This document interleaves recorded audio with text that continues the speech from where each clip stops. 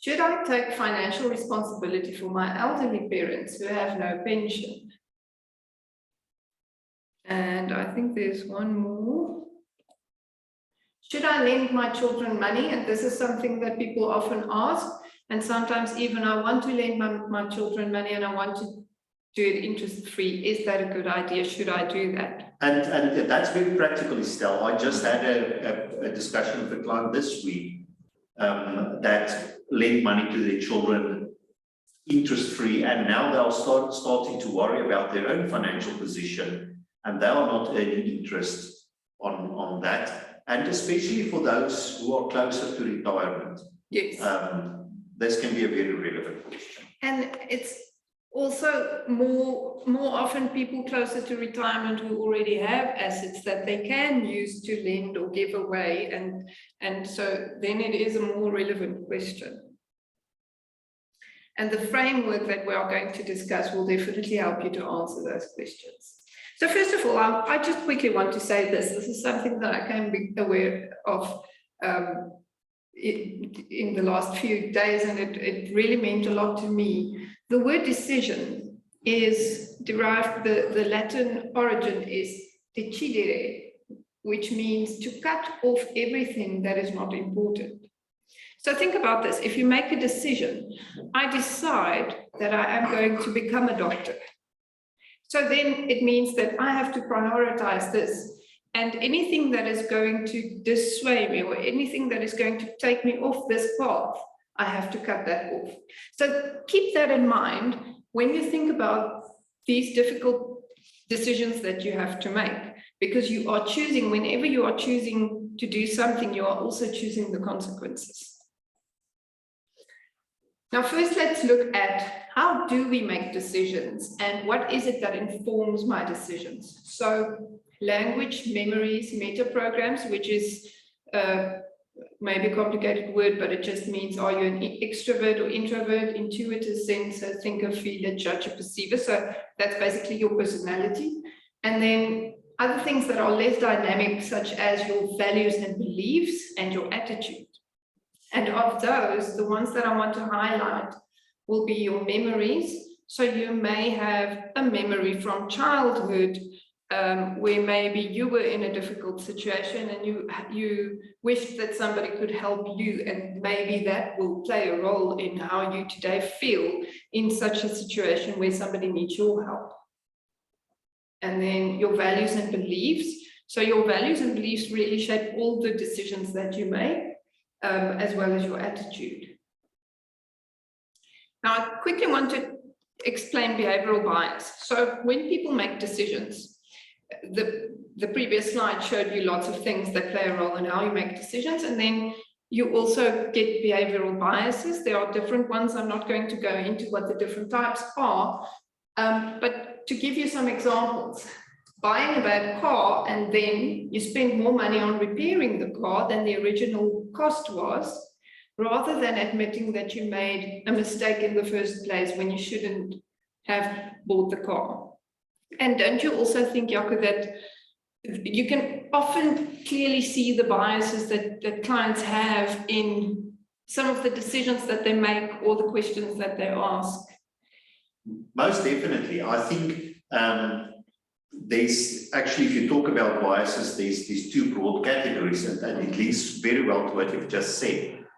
We get cognitive biases where our thought processes is not that good because we have never been taught how to think about it, and that's why I'm so excited about what you're going to share later, giving us a template or a framework to help us make better decisions, because a lot of the biases we can address by just thinking in the right manner about it.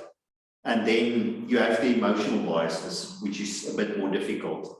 And I think like this, you don't want to admit that you made a mistake, or in many instances, I mean, if you have to borrow money, or if a family member in need asks you for money, there's much more emotion involved. And we must always try to get back to the more cognitive side, where we can reason it out rather than to go with our emotions. Yes, exactly. And the reason why I am also sharing with you this, the different types or some of the types of biases is because I found personally that just becoming aware of the fact that there are these biases, that already helps me when I am biased in a situation to recognize that this is a bias and I feel this way, but that doesn't necessarily mean that I have to act in this specific way. So another example of a behavioral bias is the illusion of control. So what you often would find here is somebody wants to start a business and they think that they are going to make a lot of money because they think that they are in control of the situation. And the reality is that starting a small business, especially in South Africa, is really difficult. There are so many things that you don't have control over, but especially when you are optimistic, you think that it's going to work and then you want to borrow money. And then if this person is your child, you want to lend them money. And the fact that they so strongly feel that this is going to work may, in a way, manipulate you to really want to help them because they are so certain that it is going to work. And exactly like Jaco said, in a situation like this, you can make a list of what will be playing a role in my success and what do I really have control over. So if you look at it step by step, that would really help you. And then I know someone who made a lot of money buying and selling property. So if I also do that, I will also make a lot of money. That's another example of a bias. And again, that's something that would motivate a person to want to borrow money or lend money or become involved in some type of business activity. Yeah, and I think that's especially important because I've seen that also many times. It's not a question that we have there, but it links to the lending, where often children will go to their parents and ask them to borrow money to start a business. I know about people that were with us in our previous congregation. The gentleman retired, they lent their total pension money to their children to start a restaurant, which didn't work out. And then they had to become car guards. So it's just to go back to what Warren Buffett always say, it is said that he had, for a long time, had no shares in Microsoft because he did not understand the business. And I think for me, while we are talking about this, if you're going to start something to make money, whether you're going to buy a property to rent out, whether you want to start a small business, for me, the most important thing is, do you have experience in how to run that? Because that often has a lot to do with the potential success. Do you understand the risks? Do you understand what needs to be done? Or will you be biased in somebody selling you things that's not really worth it? Yes, exactly. And the more you know, the more experience you have with something, the more there is, the more control you can have over the situation. Most definitely. And then the loss gain asymmetry. So sometimes when people have lost something in the past, they may put more emphasis on that and be afraid to take a chance in future, which of course can protect you, but you must be realistic about, just because something bad happened once in the past doesn't mean that you never have to try something again. And then overconfidence bias, it really goes together with the illusion of control example that I gave earlier. Okay, so now something that you need to consider is risk and reward. So you may ask, what does this have to do with making a difficult money decision, such as lending money to somebody involved? In that example, there's the risk that you may not get your money back. And then the person who's asking you to borrow money, there's also a risk involved for them, depending on whatever situation they are in. And what is important is to be aware of exactly what that risk is. Because again, if you use that to inform how you make this decision, that's something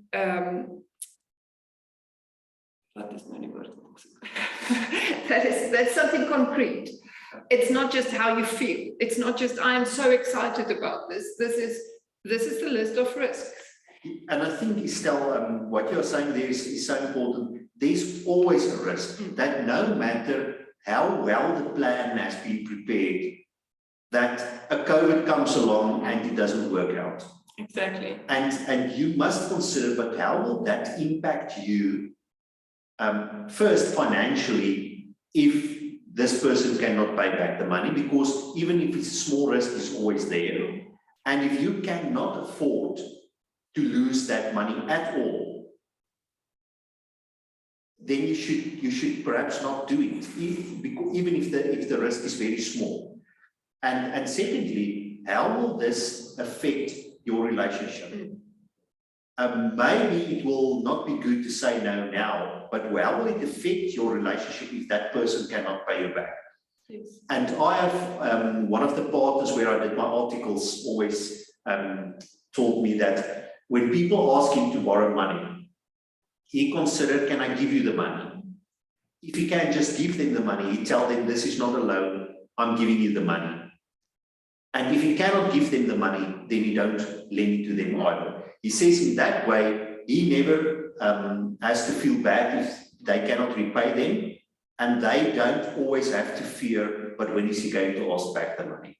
Exactly, yes. And that's part of the risk, what you said about that relationship with this person. The risk is also what's going to happen if the person cannot pay back the money. So that's part of the risk. And then the reward is, you may think, okay, but I'm trying to help somebody, I'm not getting a reward from it. But the truth is we always get something from it. We never decide to do something if we don't get something from it. So it may be, I'm going to feel good because I'm going to help you, or whatever the reward is. And that's the secondary gain. And again, it's not necessarily a bad thing, but you must be aware, because that tells you what is your intention. And that's the most important thing. Why do you want to help this person? Why do you want to do whatever?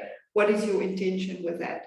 Because then you can also see, will I be able to, am I going to have certain expectations of how this is going to work out?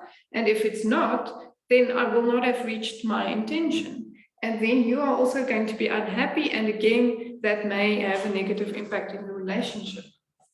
Okay, so this is a very, very simple and short framework. First of all, you have to identify the problem. And part of this is to know exactly what the problem is, because sometimes we say this is the problem, but then we find out really something else is really the real problem. But also, whose problem is it, to put it into simple words? If it's not my problem, and this may sound harsh, but if it's not my problem, then I don't necessarily have to get involved. Then it is a choice. There's nothing, and you shouldn't do something because you feel like you have to do it. I don't think that's ever really the right reason to do it. And then also identify the resources. What is there? So let's say this is a family type of situation. What resources do we have? How can we help our children maybe in a different way, which is something other than lending them money? Or do we maybe know somebody who has a lot of knowledge about this that can help a person? And I want to add to that about the resources. I don't think what we want to say this afternoon is that you may not lend money or you may not help your children. Not at all. But if you look at your resources and you have surplus that you can help them with, it's not going to take the money off you, the bread off your table. And that's part of identifying the resources. What do I have? What can I afford to share, to help with? And then it's totally fine. Yes, exactly. For example, parents who want to give money to their children or lend money, if they are anyway planning for their children to inherit it and they know they can afford it, that's the important part, then it's completely different from somebody using their pension, their only money, to lend to a child to start a restaurant. Yeah, most definitely. I must say, I bluntly tell my clients, you don't lend, touch, or whatever your pension money. If you have extra savings, that's fine, but that's your money to live off. Yes, I completely agree. Okay, and then, yes, identify and enlist the stakeholders. So what this is about is really to make a very complete list of who will be impacted by this situation, if I try to help the person, if I don't try to help the person, who is involved and who does it have something to do with. And then another important one, determine the impact on your goals. So like Jaco said, if this is your pension money, this is what you need for retirement, what you need to live off of. Is this going to help you to reach your financial goal, or is it going to take you away from your goal? And not just financial goal, but life goal. And it's going to do either one or the other. It's either going to help you work towards your goal, or it's going to take you further away from your goal. There's nothing in between. Okay, now questions that you need to ask yourself. What is the real problem? So I think we have already talked about this. Let's take an example, maybe a child who is in need of some money. Is the real problem the fact that they need money now? Or is the real problem that they struggle to earn a proper income? Or that they are spending too much. Yes. I was talking to somebody just this morning, and the gentleman said, but his wife is earning 700 rands a month too little. And I mean, that sort of frame is just incorrect. The correct answer is you are spending 700 rands a month too much. Yes. And that's the real problem. Not the problem is not that you are getting paid too little. The problem is you are spending too much in comparison to your income. Exactly. And isn't it interesting how whenever we have a problem, we are there. You cannot have a problem without being there. Yeah, and actually that's also one of the behavioral biases, is to not take ownership or responsibility for your own decisions, but rather wanting to blame somebody else. And we are all like that. It's not nice to accept that you have made a mistake, that you should not have bought the new car that you now cannot afford. But I think that's important in thinking about the real problem is, and who's responsible. Yes, exactly. It may be that my employer is not paying me enough. That could be my position, but is that going to help me? Is that going to help me find a solution if that is how I see it? And then where are the boundaries of the problem? So this goes back to the previous slide where I said, whose problem is it really? And where are the boundaries of the problem? Because we often problems have a way of growing and becoming more and more, and we have to identify exactly what is the problem and where does it start and where does it stop. And then what impact does the problem have? What impact would it have if I tried to solve the problem? Maybe I should have said, what impact could it have? Because there can be different things that will happen, and that is what you need to know, think carefully about before you decide. What impact would the proposed solution have on my goals? So if I decide to help this person or do whatever, if it could even help you to achieve your goals, if that is. For example, if you have some money in a bank account that you're earning 3% interest on currently, where the interest rates are so low, and maybe your child has a mortgage bond where they are paying 9% interest on. And if the circumstances is of such that you can perhaps take your 100,000 rands and lend them to them, they save 9% on interest. I've done that with my parents and my in-laws at some stage as well. And then we split the difference in the interest rate. So I pay, as the child, pay less interest, and my parents got a higher interest. So it can be beneficial. And that's a very good example, actually, where one person's welfare doesn't completely depend upon what another person decides. And that's actually what you really want. That's a very, very good example, because that's how we want to solve problems in such a way that everybody wins. It must be good for everybody. Now, this is another important, and this is the type of thing that we don't always want to think about, especially when we have that overconfidence or we are very positive about something. If intervention in this situation is necessary or planned, what impact would my proposed solution have in the long run if intervention is unsuccessful? So this would be a person who wants to borrow money and they are struggling and they say they are going to get a job or do whatever. And if that doesn't work in the long run, will this be a problem that will keep continuing? Will it keep coming back to me?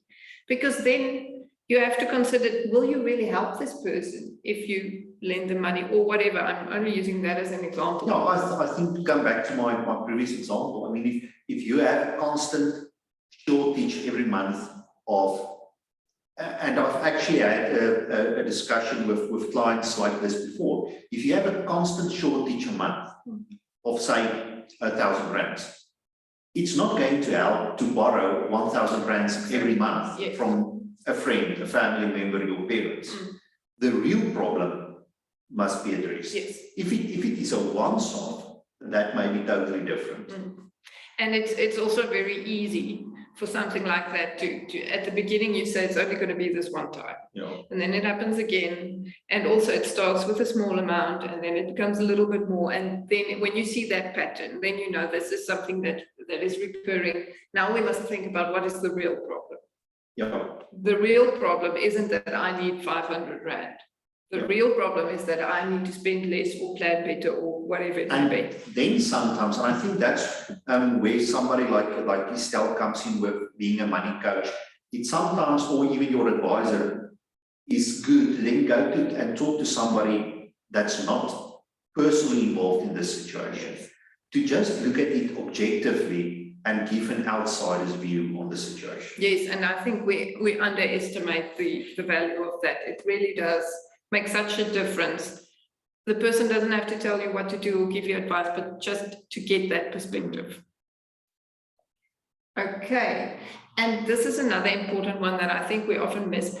Do I have any unexpressed expectations? So I'm going to do this for you, but really secretly, I want you to do something or be something or something for me in future because I did this favor to you. Yeah, or I'm going to lend you 100,000 rands interest free, but in the back of my mind, I hope that we'll pay it back in a year's time. Yes, yes. And then I'm getting uneasy if it doesn't happen in a year's time. Or I am assuming, we don't necessarily discuss the particulars, and I assume that you also think that you will pay it back by that time or whatever the case may be.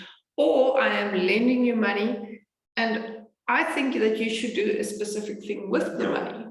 And maybe the other person has other plans. And I think that's for me, I always say you must get things in writing while the relationships are well. Yes. So even if it's to a friend, I mean, I've done that for friends, etc. in the past and vice versa.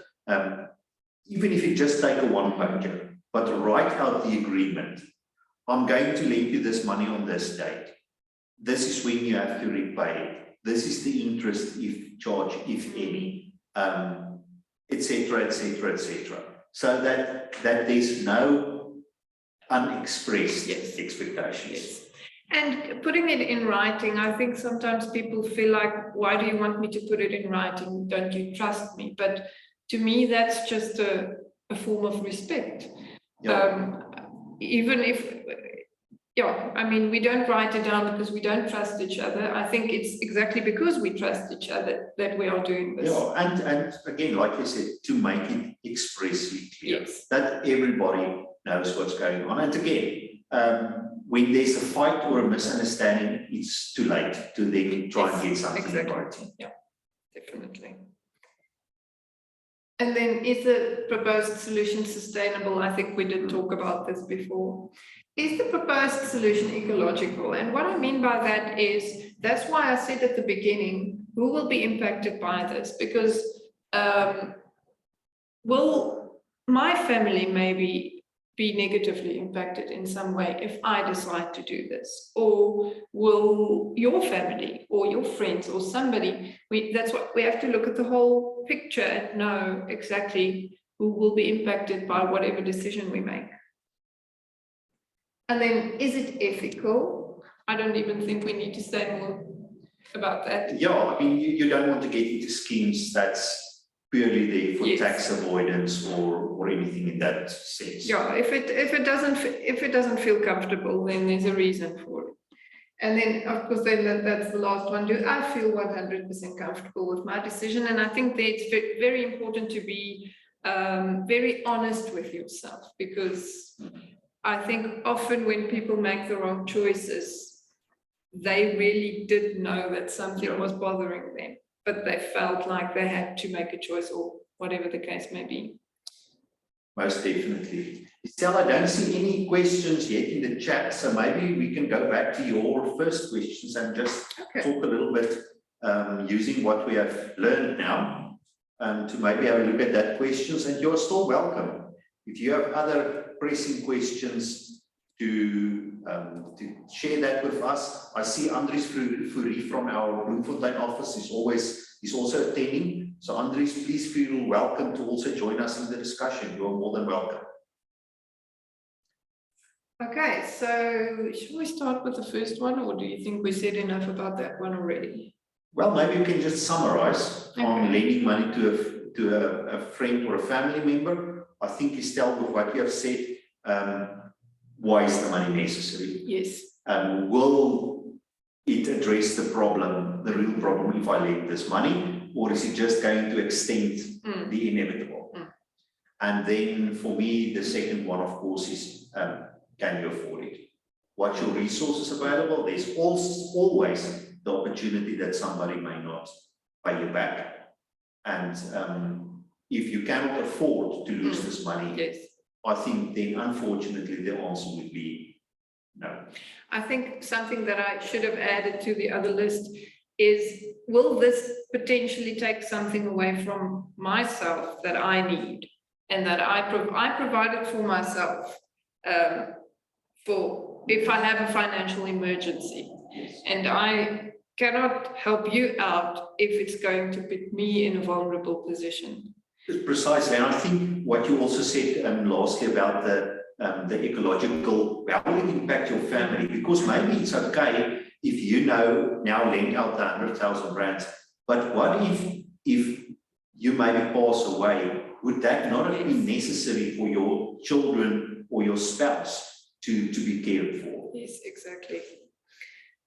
Okay, a working relative is staying with me. Can I ask them to contribute to household expenses? Well, Estelle, I feel very strongly about that one.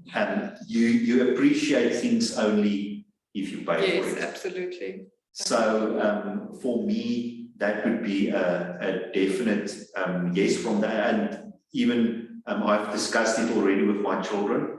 I've told them that I know that it's very expensive to start off your own apartment, etc. If you just get starting to work.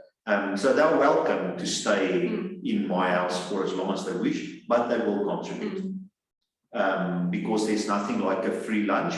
And I think this is important, even if you can afford not to have them pay. Yes, to teach them and to make them.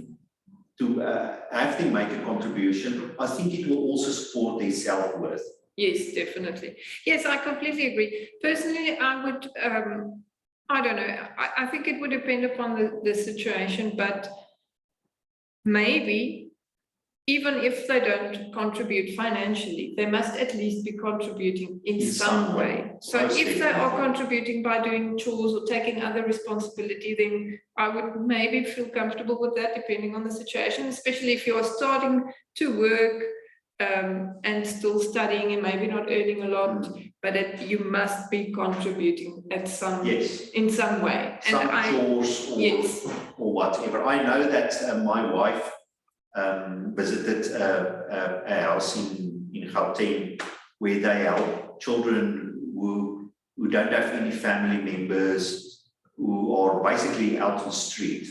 And they can, even after they have found a job, they can stay on in the house, but they must, for example, contribute 10% or 20% of their earnings.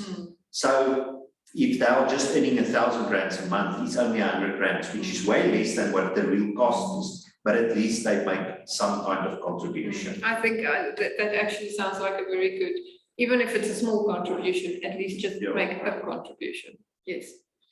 Okay. Should I tell my friend or colleague that I am applying for a job that I know that they might also be interested in?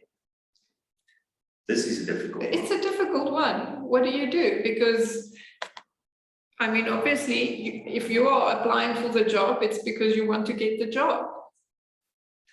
Yeah, so if we look at your framework, Estelle, what would you say from that? Okay, so who will be impacted and whose problem? Is it really a problem? Does it have to be a problem? I think it doesn't necessarily have to be a problem, but I think you would start with what type of relationship do you have with this person? Is it a close friend? Is it only a colleague? I think that would definitely play a role. And then what else did we have in the framework? Who will be impacted? And yeah. And I was just thinking about this one, and maybe would that be somebody who would have expected you to inform them? So is that such a close relationship? And I'm just thinking now, and I think sometimes we again make this too emotional, but I mean, let's take the example of the business world. If I have a business and somebody else have the same business, and we want to approach a client, I don't have to share my cost structure with the other person just because we are friends. Yes. So I think we should also be comfortable to say, but I mean, if I've been looking around, if I've been checking adverts to see this position, and the other person has not been doing that, is it then my responsibility, or is it really expected of me to then share all this information if we are going to compete, but I did all the work and the other person did not? Exactly, yes. So it could become a bit more nuanced, even if there are those fine details. Should I offer to help a friend in another way, such as lending them my car? So I think this would be the same as the previous ones. Can you afford to do it? And also, what risk will be involved if they get in an accident or the car is stolen? What would... Yeah, who would pay for the damages? Are they in a financial position to pay for that damages? Like you said, what does your insurance contract say? If somebody else is driving your car, and if you can tick the boxes, but I'm comfortable with that, even if I'm in an accident, my access payment is 5,000 rand, I will be able to pay that. Will not be nice. Then maybe you can. Yes. But perhaps it's your only vehicle, and if you have only third-party insurance because it's maybe old, and if it's written off or stolen, you will not have a vehicle at all. Yes. In that instance, maybe just rather than being sorry later, tell them, listen, at the moment, unfortunately not. Yes. And I don't know, personally, I think a good way, because part of what is difficult about this is not just making the decision, but how to communicate that decision. And I think if it really is a good friend, then they would also understand if you say, I'm sorry, but this risk is just too big for me. I just don't feel comfortable. I think if you share with your framework that you've shared with us, Estelle, that detailed information with them, this is what I considered, and this and this, and this is the decision I made because of this and this reason. And perhaps if, like you said earlier, if then the person is very angry at you, consider if they are really then such good friends. Yes, exactly. And then again, what is the real problem and where does the problem end? If you want to be angry about something like that, it doesn't have to impact me. I don't have to react to that, then it's your problem if you want to be angry about that. Still, maybe we can, before we continue there, Yes. we have a question here from one of the attendees. Another difficult situation in the current conditions where a number of living expenses have increased dramatically, more than what I've budgeted. Can I use the same principles to decide on what to pay and what to cut back on? That's a good question. I would definitely say so. And what we often talk about is, and that will start with where we said start with the real problem, is maybe categorize your expenses. Those that are living life and death needs, your food, your medical aid, and that things, and then life enhancers like having a phone. I mean, none of us would like to be without a phone, but it's not a necessity. There was a time when nobody had. When nobody had a cell phone. Yes. Things like satellite TV, pets. I mean, people often frown upon me, but in many instances, pets are not a necessity. So I think if we can really categorize our expenses to see, but where am I spending too much? We can use the same framework to see, but what is the problem? What will be the long and the short-term impact? Coming back to this, what will be the long-term impact if I cancel, if I have to choose between my DSTV and my life insurance? On the long run, if something happens with me, the problem is the same. I'm spending too much, I'm going to cut. But in the long run, what's going to happen to my family, to my long-term goals? And we know that, and we have seen it through COVID, life happens and it's not planned.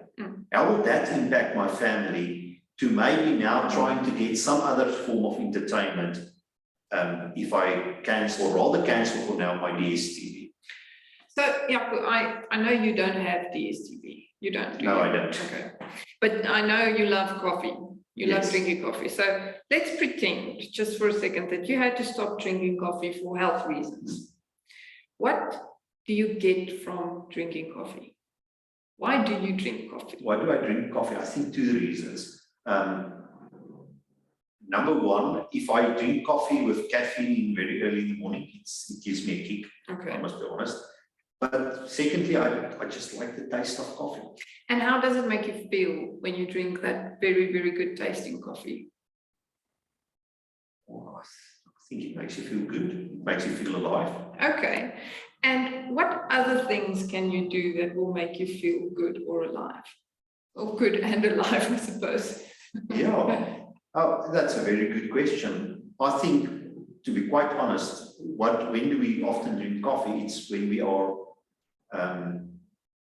in conversation with other people.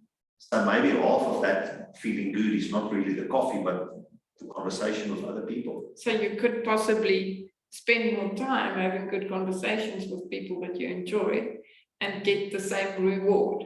Most definitely. And to be honest, do you then really need to have a 40 rand cup of coffee from the coffee shop? Exactly. Or would just taking some coffee powder not have the same effect? Exactly, and that is where I think it's always so useful to look at young children. They are so happy about the silliest little things, and we all have the ability to do that because we were all like that when we were young children. But at some point we decide we have to have that coffee and we have to have this, and if you make a list of the things you think you need to do and have to be happy, then you will realize that actually I'm making it really difficult for myself to be happy. That's very true. And me and a colleague always say that are other people that does not have this one thing happy? Exactly. And if other people can be happy without it, Yes. then surely I can be as well. And the less things you need to be happy, the better for you, because then personally, I always aspire to not needing anything to be happy, just to be happy for the sake of being happy. Yeah. And it's important that the more content you can be with what you have, I just think the easier life is Yes. in general. Exactly. And if you look at those higher values, like being happy, so people would maybe say, but I want this lifestyle because it would make me happy. It would help me to have freedom. It would help me to be more inspired. And that may be true, that the lifestyle, the coffee, the car, the house, the whatever, will help you to have those feelings. But if you start at enhancing those feelings first, often then it comes more easily that you can have those things if you start with feeling happy instead of trying to get those things in order to feel happy. So if we could take this back to the question, if you ask these questions, like Jaco said, if you do your list of expenses and you put them into categories, ask yourself these questions. What does this give me? What do I get from whatever it is that I'm spending my money on? And where else or how else can I get the same thing without maybe even spending money? Most definitely. So I hope that answers your questions to some degree, Andries. You are welcome if you have some contributions. I'm just inviting you again. Else we will continue with our list, Estelle. Yeah. How far were we? Should I make my adult children pay rent? I think that leads to the second Yes, I think one as well. We said enough about that one.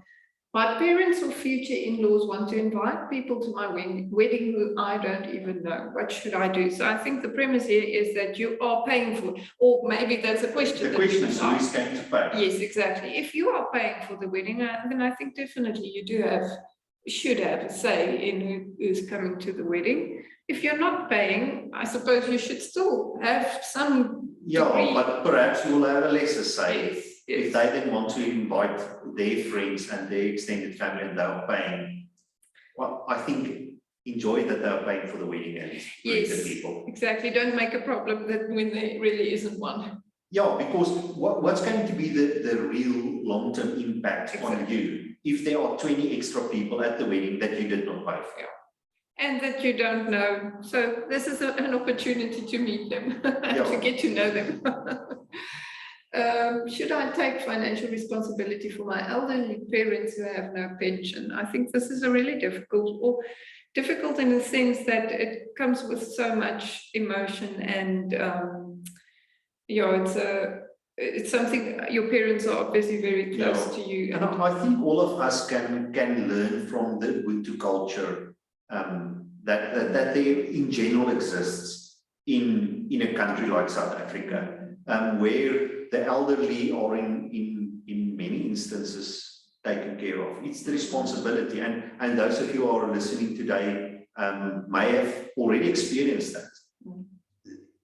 You have a responsibility towards your elders, and for me, it's always so sad if you see the people in the old age homes that the children don't come and visit anymore. They don't see them. And even worse so if they have invested so much and have lent money to their children and now they are lonely and should I take financial responsibility for my elderly parents? Again, we can go back to our framework. What can you afford to do? What can you afford to do? Maybe it's not feasible to put them in the most expensive care facility. Maybe it can be that you can offer them a room in your house. Again, look at what you can afford. What will be the long-term effect of this? And in that instance, I think for me, it's perhaps a bit more emotional. Yes. I just think that your parents looked after you, were probably mostly involved in getting you where you are. How much did they invest in you? And I think you have a moral responsibility, maybe even more than a financial responsibility. And would you be able to emotionally afford it to not do that for them? Yeah. Because especially if they really have no other options. Yeah. But then again, you have to again be realistic. Yes. For example, if your parents need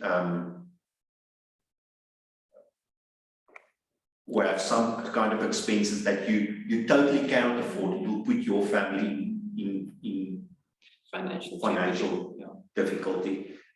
You will have to discuss that with them, like we said, with lending money to a friend. Exactly. Because at the end of the day, you do have your responsibility towards your parents, but you also have a responsibility to the rest of your family. And I think what's important in a situation like that is to get everybody's buy-in. If you have especially older children, but even if they are still young, explain to them. I mean, they don't have to know all the details, but we have to help our grandparents because of this reason. And how can everybody make a contribution? I find especially with children, but with adults as well, if a person knows why something is asked of them, and if they can see the bigger picture, then getting them to help and to be part of the solution is so much easier. Most definitely. I still see, Estelle, we have another question. Okay. Should married people have separate or joint bank accounts? Hmm. Oh, I have a very, very strong feeling about this. Mhm. I am of the opinion that they should have both. So when you get married, you actually become part of a partnership, like in the business world. And for that reason, I think you should have a joint account to pay the joint expenses. Where you're living is a joint expense for you. If you have internet at home, it's a joint expense for you. If you buy food, it's a joint expense for you. And for those joint expenses, I believe that you should have a joint account, because then it's your joint responsibility. Even if me and my spouse contribute in different proportions to that, but once it's in that joint account, it's our money for our joint responsibilities. But then, I think you must definitely have also each have a separate bank account. People always ask me, but the bank charges, that's nonsense. With all these new banks coming up, you can have very, very cheap R5 a month. accounts. Yes, and that R5 is probably the best investment you will ever make in your marriage. Yeah, because you do need that freedom to be able to, I want to decide whether or not I'm going to buy these shoes. I don't have to want to ask permission. And for me, in our household, we talk about pocket money. So me and my wife each get pocket money. And yes, it's more expensive to be a woman, so she gets double the pocket money that I get. But that's mine and hers money. I don't even know what she wants, what she spends her on. It gets transferred from our joint account into our pocket money accounts, and I can do with my money. If I don't want to go and cut my hair this month, but I want to buy a magazine, nothing to do with my wife. We actually once had somebody attending one of our workshops that the wife was very concerned because her husband was giving away or donating too much of their money. And we then recommended that they make a part of his pocket money for donations. So he may not take it from the joint account, but he had the freedom to spend or to give away any or everything of his pocket money if he would like to. I think that's where these types of situations become really difficult, is when there is a pattern like that is, I almost want to say, a little bit dysfunctional. And that's also something that you have to consider. Is this still a functional situation and a functional unit or not? If it's dysfunctional, then intervention is necessary. Most definitely. But I think we have run out of time. We will have load shedding, so. Okay, yeah, I think so. So unfortunately, we will not address the last questions. But I think, yeah, just for load shedding's sake, thank you everybody for joining us this afternoon. You must have a great afternoon. Thanks for listening.